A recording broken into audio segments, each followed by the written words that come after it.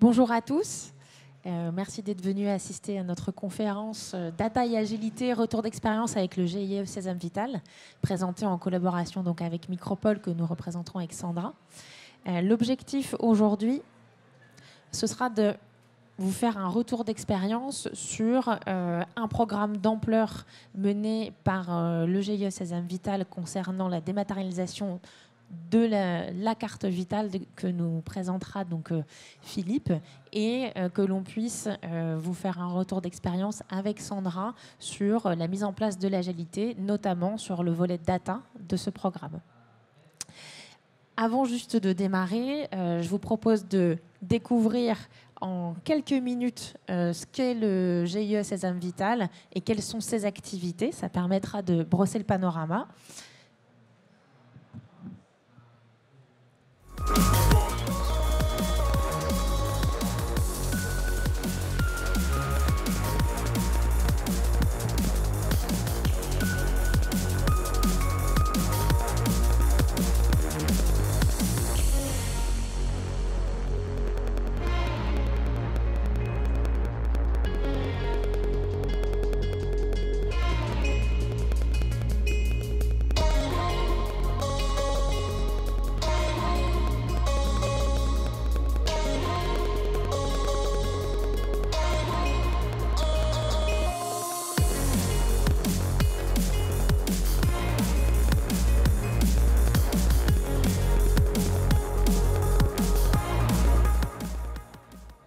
Philippe, tu peux nous en dire peut-être quelques mots en plus? Bonjour à tous, donc Philippe Brien.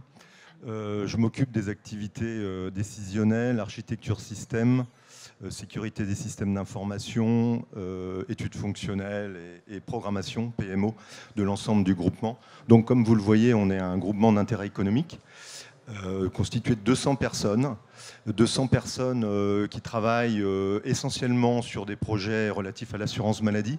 Quand je dis l'assurance maladie, vous l'avez peut-être noté dans cette vidéo, courte vidéo, c'est à la fois les assurances maladie obligatoires et assurances maladie complémentaires qui mettent en fait l'ensemble de leurs projets informatiques qu'ils souhaitent mener en commun, qu'ils confient à notre groupement. Nous sommes 200. Donc évidemment, c'est très peu par rapport à l'ensemble des programmes. Alors le programme le plus connu que nous avons, c'est évidemment depuis 20 ans la carte vitale, puisque nous développons, concevons, développons, déployons grâce à nos partenaires la carte vitale. Nous sommes aussi à l'origine de tout ce qui est dématérialisation des feuilles de soins.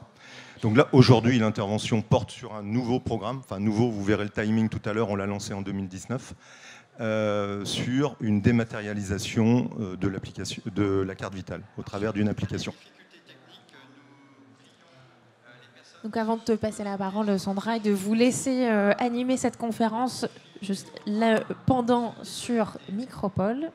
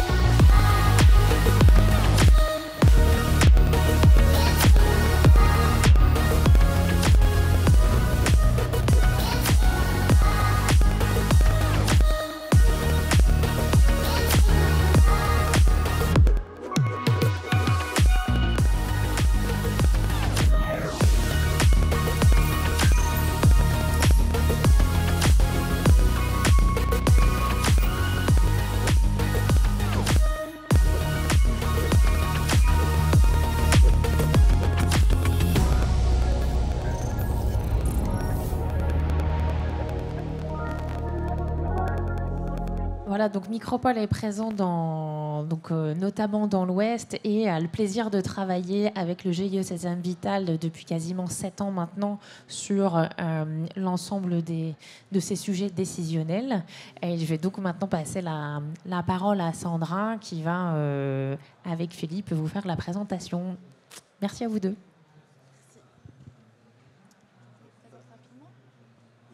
Bonjour à tous, donc Sandra, je suis consultante BI chez Micropole et depuis janvier de cette année, j'interviens en tant que Scrum Master pour accompagner le GIE Sésame Vital au sein de l'équipe décisionnelle.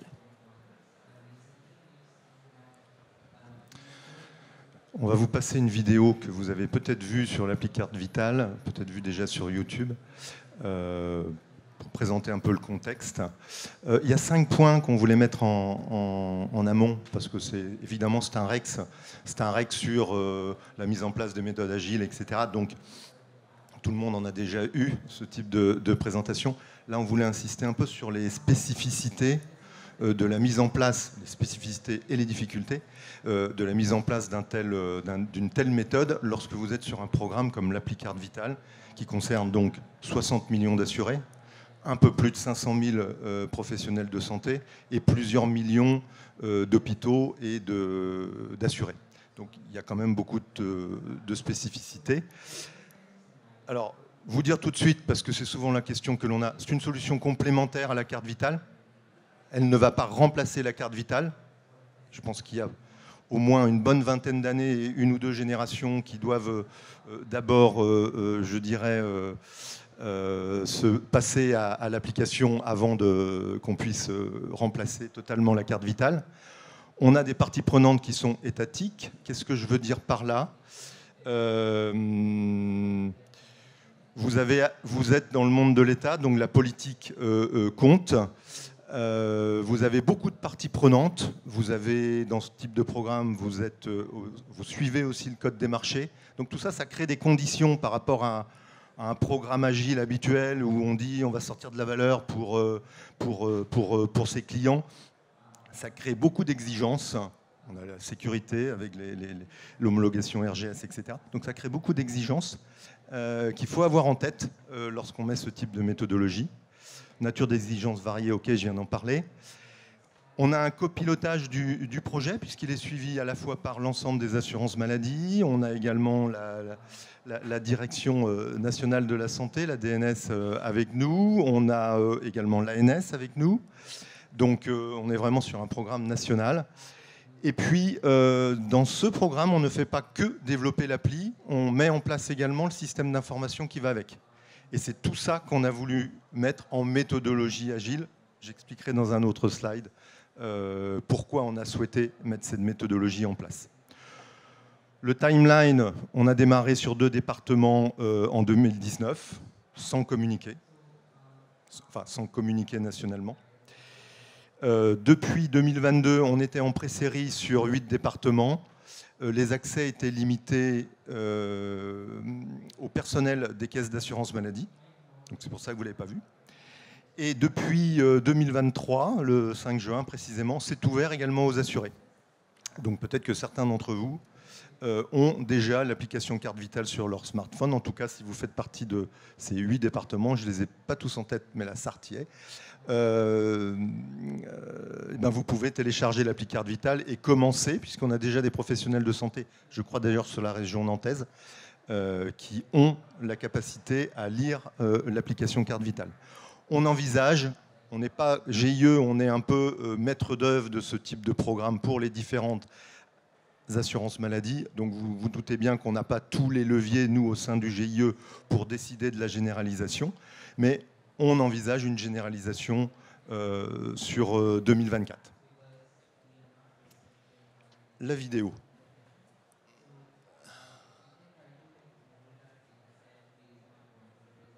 Je ne sais pas si c'est assez grand.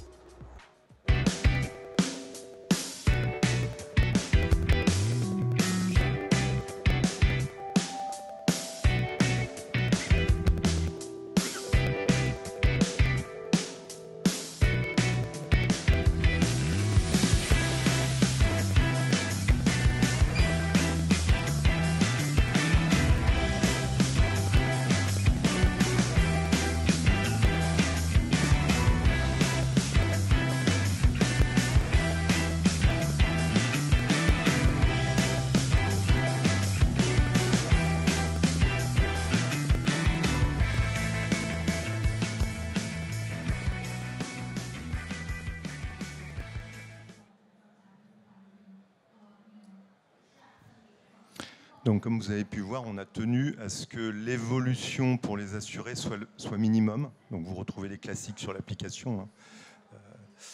Mais notamment chez les professionnels de santé, on a tenu à ce que les gestes des professionnels de santé, comme les gestes des assurés, c'est-à-dire je présente ma carte vitale, je présente mon QR code, et le professionnel de santé, c'est je prends la carte vitale ou je scanne le QR code, soit le même, car sur un programme comme celui-là, la conduite du changement auprès d'une population complète est très très compliquée, comme sur beaucoup de programmes, mais notamment là. Pourquoi est-ce qu'on a voulu mettre en place une démarche agile au sein du programme ?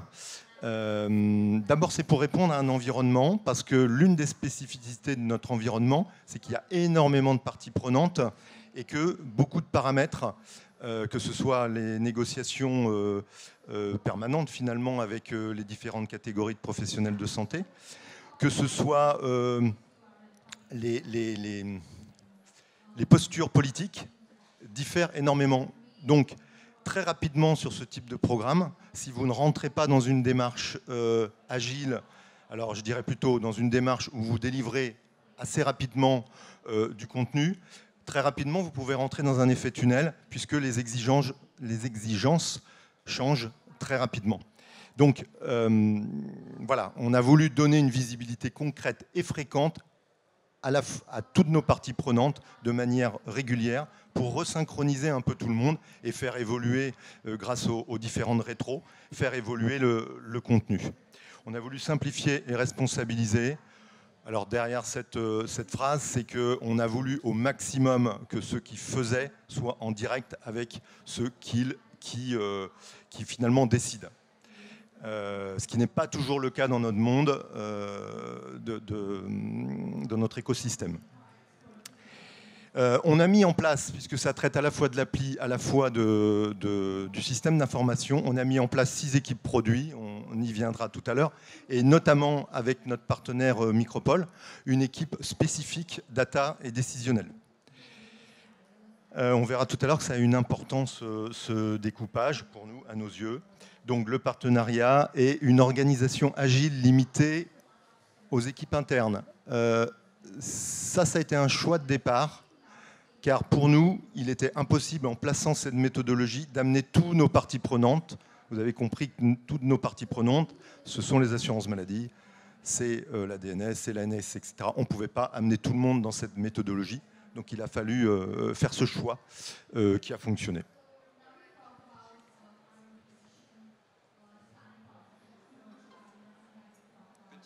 Partie prenante, je prends la parole d'abord, ensuite Sandra. On en a cité quelques-unes, les MOA, multiples. La sécurité, on a des homologations évidemment et des certifications, notamment la certification EIDAS à avoir.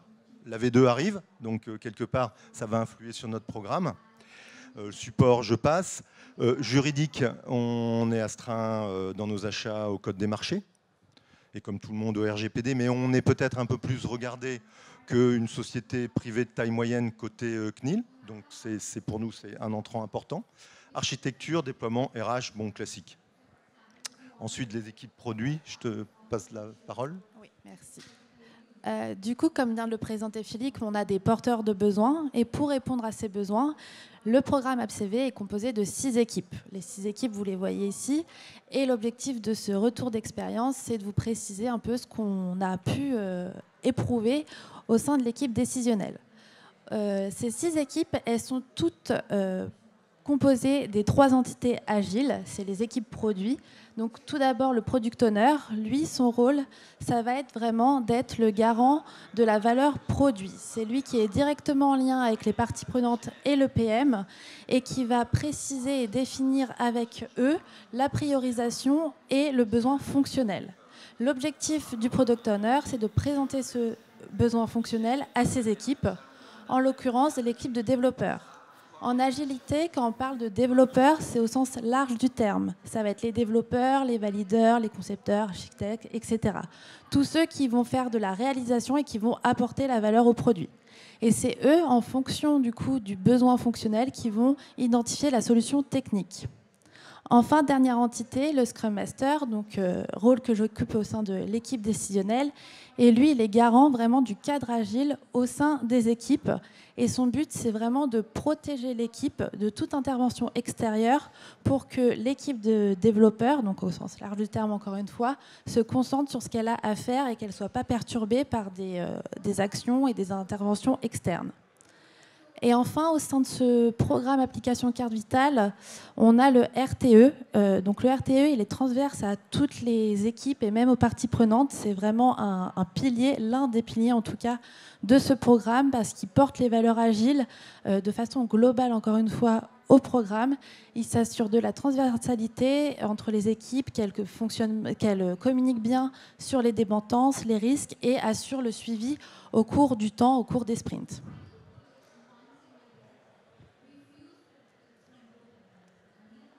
Moi. Alors on fait court, hein, on a peu de temps. Les difficultés qu'on a rencontrées. Le dimensionnement et l'accompagnement au changement. Je pense qu'on a sous-dimensionné cet aspect au démarrage du programme. Donc bien y penser. On est assez vite passé sur 6 équipes. Il aurait fallu démarrer avec 2, puis 3, puis 4. C'est ce qu'on veut dire par progressivité plutôt que Big Bang. Ça crée beaucoup trop de perturbations, pour les collaborateurs, mais aussi dans les modes de fonctionnement inter-équipe. Le cadre de fonctionnement autour des équipes produits, qu'est-ce que j'entends par là? Alors j'utilise beaucoup, moi, pour que ce soit clair, j'utilise beaucoup l'image d'un commando de l'armée qu'on lâche sur le terrain. L'objectif est clair, c'est ce qu'on veut dans un programme agile. On veut que les gens aient de l'autonomie pour l'atteindre. Ils doivent savoir, en fonction des événements, s'ajuster entre eux pour atteindre l'objectif. Par contre, pour qu'ils réussissent, si jamais il y a un vrai changement qui ne dépend pas d'eux, il faut que excusez-moi du terme, mais la chaîne de commandement pour ces équipes-là soit claire et qu'elle soit connue. Et je pense que c'est vraiment au démarrage d'un programme comme celui-là, quand il a cette ampleur, il faut être il faut bien avoir cadré cet aspect-là, surtout quand vous avez énormément de parties prenantes comme nous. Ça peut perturber les équipes produits. Voilà.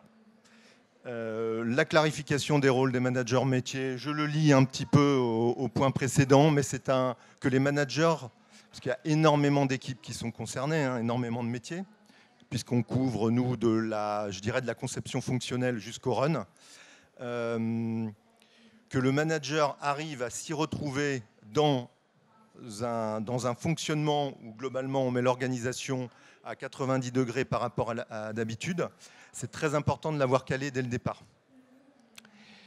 L'animation des parties prenantes, j'en ai déjà beaucoup parlé. L'outillage et la création des socles techniques. On est arrivé, l'outillage et les socles techniques n'étaient pas finalisés. Mon conseil, c'est d'abord de mettre ça au point avant de lancer un programme agile de cette ampleur.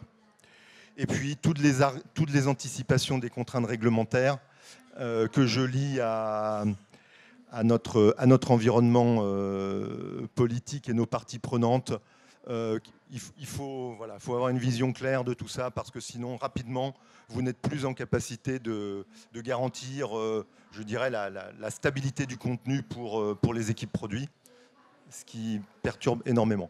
Voilà les difficultés principales que l'on a rencontrées sur ce programme.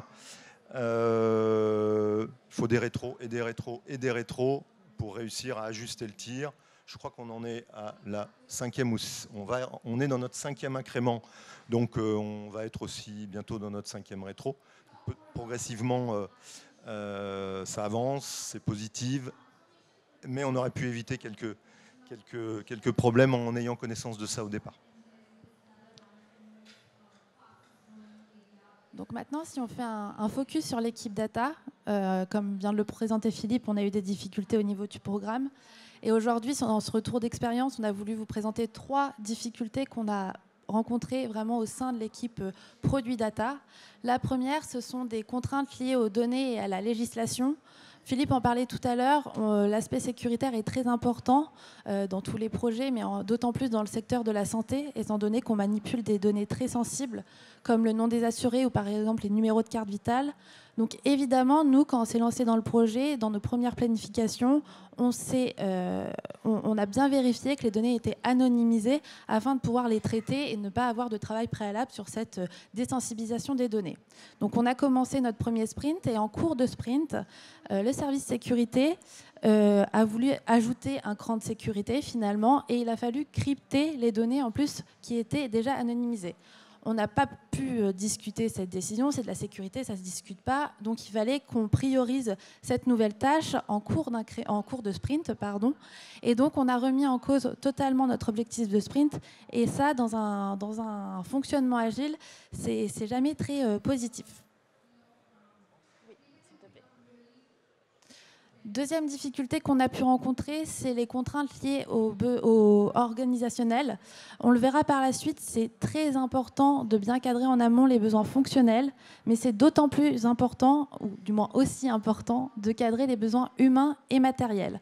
En l'occurrence, sur cet axe, on a connu trois freins au sein de l'équipe data. Le premier, c'est que l'équipe a été intégrée à partir du 2e incrément. Donc ça a forcément désynchronisé l'équipe data des 5 autres équipes. On n'était pas sur le même rythme et la même maturité agile par rapport aux autres équipes. On l'a rattrapé au cours du temps. Maintenant, on ne voit plus aucune différence. Mais dans les débuts, ça a pu être un peu plus compliqué pour nous.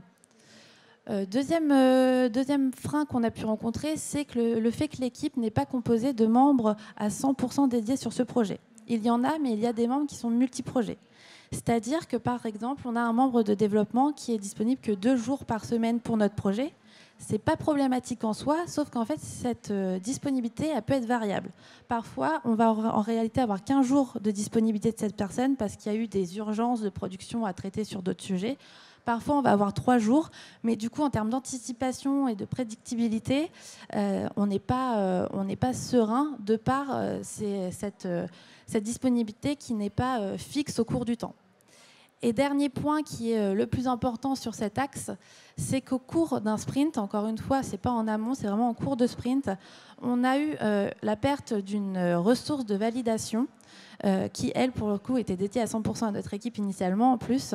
Et donc, on s'était engagé en début de sprint sur des travaux qu'on n'a pas pu réaliser parce que cette ressource a été préemptée sur d'autres sujets durant plusieurs semaines. Donc là, encore une fois, on a remis en cause notre objectif de sprint. Et comme je disais, c'est quelque chose à éviter dans l'agilité. Donc forcément, pour éviter ce type de contrainte, notre recommandation, c'est d'avoir des équipes dédiées à 100% sur le projet. Et enfin, dernière difficulté, pas des moindres, les difficultés liées aux contraintes techniques. Je pense que c'est un secret pour personne ici. Quand on veut mettre en place un tableau de bord, en réalité, toute la partie visualisation, c'est peut-être 20% du travail. Mettre en place les graphiques, les KPI, définir avec les parties prenantes de quelle couleur on veut ce graphique. C'est pas ça le plus prenant. Le plus prenant, c'est les 80 autres % de temps de travail qui sont le travail de la data, pure et simple. La récupérer, la nettoyer, la modéliser, faire la conception, etc. Toutes ces tâches qui constituent la mise en place du socle technique, donc le data warehouse et le data mart principalement. Et en fait, l'une des forces de l'agilité, c'est de montrer fréquemment aux parties prenantes la valeur et le travail réalisé par l'équipe. Sauf qu'en fait, la plupart des métiers et des utilisateurs finaux n'ont pas forcément conscience de cette grosse partie du travail en amont, qui est très technique pour eux. Ils n'ont pas forcément toujours la connaissance.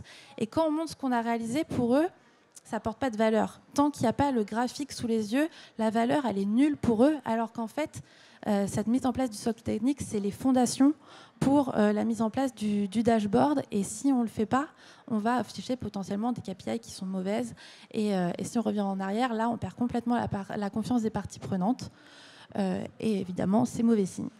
Donc, sur ce point, c'est vrai que ça a pu un peu démotiver l'équipe, étant donné qu'on ne sentait pas que notre travail était valorisé sur cette partie technique. Donc, on se pose la question, dans nos recommandations, c'est ce qu'on note, on se pose la question, est-ce que la réalisation du socle technique n'est pas réalisée en amont de la mise en place d'agilité au sein d'un projet data? Alors, ce que tu viens de dire est vrai pour tous les socles d'infra. Le conseil est plutôt de les positionner avant. Boum. Les points de satisfaction, il y en a beaucoup. D'abord, notre objectif et notre enjeu principal, il est atteint concernant le GIE Sésame Vital, parce que notre enjeu, la raison pour laquelle on a mis en place cette méthodologie, c'était pour le 2 et le 4, c'est-à-dire être capable dans un environnement mouvant de sortir et de tenir un timing et de sortir des produits pour les différentes phases que je vous ai indiquées tout à l'heure, c'est-à-dire l'expérimentation sur 2 départements, l'ouverture à 8 et l'ouverture aux assurés également à 8. Et bientôt, on est en train de travailler sur ces incréments-là, la généralisation. Donc nous, le premier objectif, c'était celui-là, et donc il est atteint grâce à cette méthodologie. En complément, ce qu'on a, c'est qu'on a des équipes produits que l'on ressent beaucoup plus engagées. Pourquoi on les ressent beaucoup plus engagées ? Parce que finalement, c'est eux qui s'engagent sur le planning. Le planning ne leur arrive pas avec une contrainte client, etc. C'est eux qui s'engagent sur le planning. Donc du coup, vous forcez cet engagement, les motive, leur donne du sens aussi parce qu'ils savent exactement ce qu'ils visent. Donc ça, c'est le 1 et le 6, c'est plus interne au GIE, mais on a senti une motricité beaucoup plus forte des collaborateurs. Et puis, bon, je mets le 3 dans ce que je viens de dire. Et le 5 des rétro-opérationnels, oui, évidemment, mais ça, ok. Étant donné qu'on fait des incréments de courte durée, forcément, vous avez la possibilité dans les temps de pause d'injecter de l'amélioration. Et ça, que ce soit organisationnel ou que ce soit fonctionnel, il ne faut pas rater ces étapes-là. Parce que c'est aussi ce qui maintient, je dirais, la motivation des équipes, c'est quand le management prend en compte un retour de rétro pour injecter de l'amélioration. Ils sentent qu'ils sont suivis. Voilà, donc les points positifs, ce sera à refaire. On referait avec cette méthode, principalement parce qu'elle nous a permis de délivrer dans un environnement extrêmement mobile. Sur le focus data... Donc, sur le focus data, on a identifié principalement 4 points de satisfaction. Il y en a d'autres, mais ici, c'est les principaux. Ce qu'on a observé, c'est qu'il y a une meilleure cohésion d'équipe. En effet, de par les rituels et de par l'état d'esprit agile, on ouvre la communication. Chacun a vraiment son temps de parole, peut donner son avis. Il y a beaucoup d'échanges entre les différents membres, ce qui resserre les liens de l'équipe. Donc, on a une très bonne cohésion d'équipe. Et on a pu le voir, on a fait face à des contraintes. Et malgré ces contraintes, on a vraiment senti un fort esprit d'entraide au sein de l'équipe. Deuxième point, c'est que l'équipe est de plus en plus prédictible. En début de sprint, on s'engage à faire des user stories. Et ces user stories, on estime des user points qui reflètent la complexité. J'emprunte des raccourcis, hein, mais qui reflètent la complexité d'une tâche, ce qui nous permet en fin de sprint de cumuler le nombre de points qu'on a réussi à réaliser comparé à la capacité à faire que l'on avait au sein de notre équipe pour ce sprint. C'est ce qu'on appelle la vélocité. Cette vélocité, on voit qu'au fil du temps, elle est de plus en plus fiable et de plus en plus précise, ce qui nous permet d'anticiper et de prédire sur un sprint quelle sera la valeur qu'on pourra produire et combien de user stories et de user points on pourra engager sur un sprint. Donc l'équipe est plus prédictible. Troisième point de satisfaction, c'est que l'équipe data est sur le même rythme que les autres équipes. Donc les autres équipes, c'est les 5 autres équipes du programme dont on a parlé précédemment. Le fait d'avoir intégré le programme, ça nous permet vraiment d'avoir des moments d'échange avec eux et de livrer fréquemment, comme le disait Philippe, de la valeur et des travaux. On a intégré au second incrément le programme, mais on voit que l'équipe data, le plus souvent, elle est en bout de chaîne du processus. Aujourd'hui, évidemment, c'est toujours le cas parce qu'on a besoin en amont de ces données qui sont produites par les autres équipes, mais les échanges sont plus fréquents. On peut en amont déterminer les dépendances que l'on a, les besoins que l'on a, discuter avec eux vraiment de ces besoins pour les anticiper au mieux. Et finalement, être en bout de chaîne, c'est plus forcément un aspect négatif comme il peut l'être parfois dans certains projets. Et enfin, dernier point de satisfaction, on parle d'objectifs de sprint et d'objectifs d'incrément, ce qui est très important dans un concept agile. Mais la première grande étape que l'équipe va réussir, c'est la mise en place du tableau de bord en production pour nos parties prenantes. Et aujourd'hui, grâce à ce cadre agile, on a réussi à avancer bien et à avancer rapidement, ce qui nous permet d'être fiers de pouvoir prédire qu'on va déployer ces tableaux de bord d'ici la fin de l'année en production pour que les parties prenantes puissent piloter justement le déploiement de l'application Carte Vitale sur les territoires français.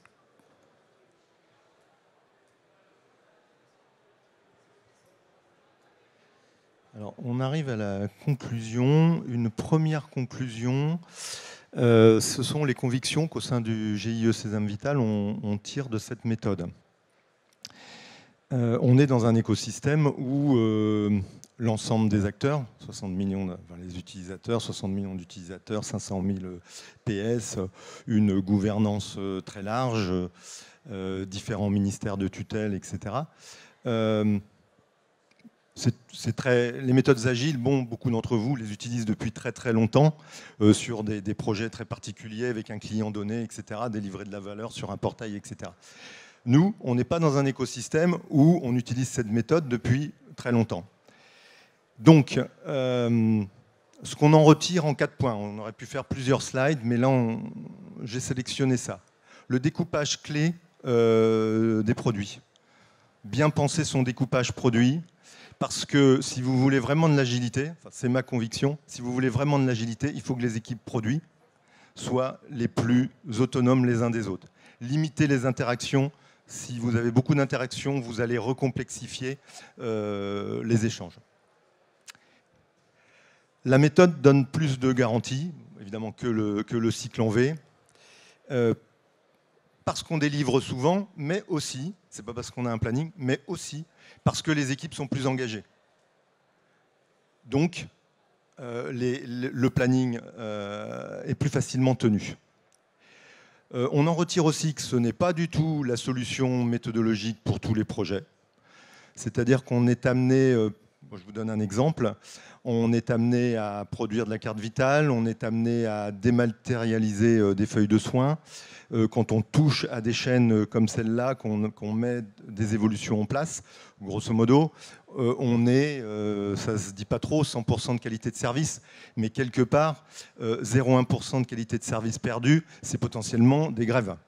Donc on est vraiment dans ces cas-là, quand on touche au SI qu'on appelle Legacy, donc qui porte vraiment le système de santé français, on va plutôt choisir un bon vieux cycle en V avec beaucoup de tests et de retests et d'intégration pour qu'au bout, la qualité soit au rendez-vous. Donc sur des sujets qui touchent à la legacy, ou en tout cas quand le sujet, votre enjeu est la qualité de service, ce n'est pas forcément la méthodologie agile que je choisirais. Je choisirais la méthodologie agile pour être time to market. Voilà. Et puis la conviction, je la mentionnais tout à l'heure, c'est ce qui entoure les équipes produits. Quel est le cadre de management autour des équipes produits? On leur donne de l'autonomie, certes, mais jusqu'à où on leur donne de l'autonomie sur leur manière de s'organiser? Ça, je pense que c'est très important vis-à-vis des managers, vis-à-vis de plein de paramètres, finalement, que les équipes produits n'ont pas en tête. C'est-à-dire quand vous gérez une entreprise, l'équipe produit est focus sur son objectif, les focus sur la sortie, mais il y a plein de paramètres qu'ils n'ont pas en tête et qu'ils ne peuvent pas intégrer dans leur équipe produit. Et à un moment donné, vis-à-vis du management, il faut prévoir ces points de sortie-là pour ne pas être obligé de faire demi-tour sur des projets. Voilà.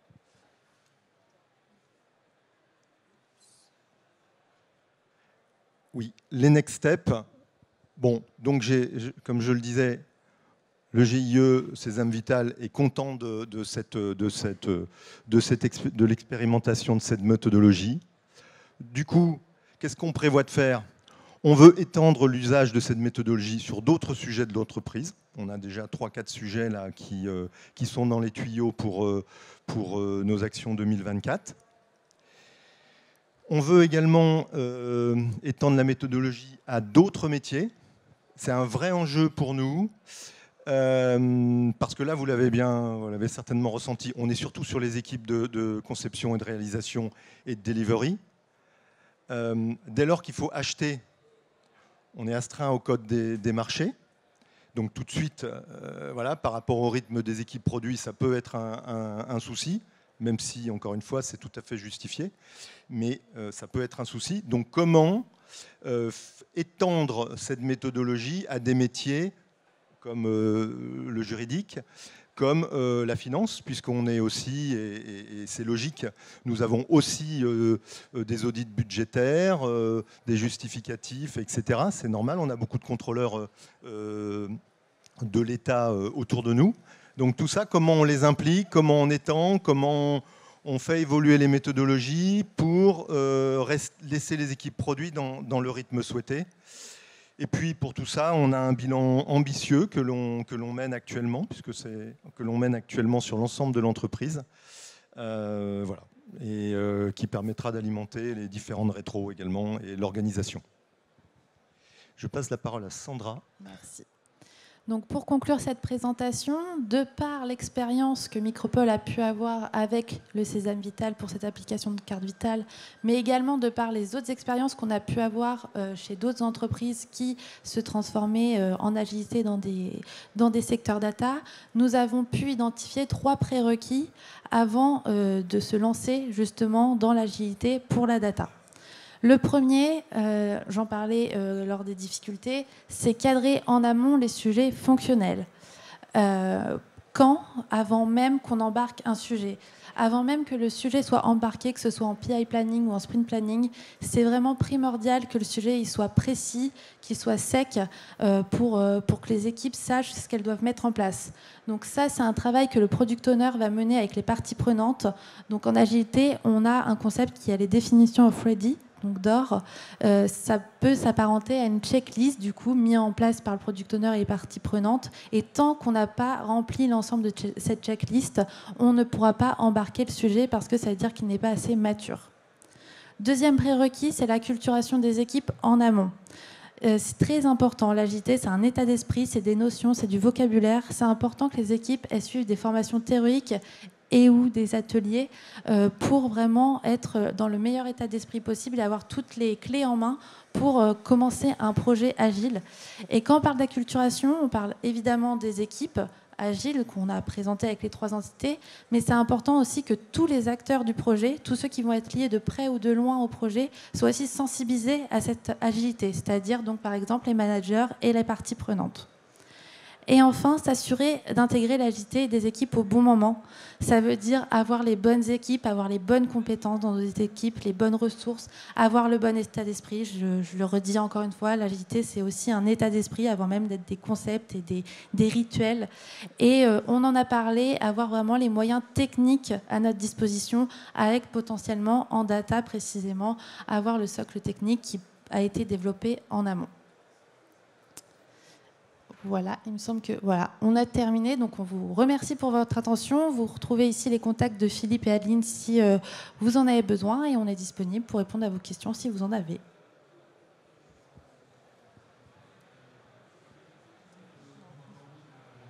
Non, on reste disponible sur le stand si vous en avez besoin et merci à tous.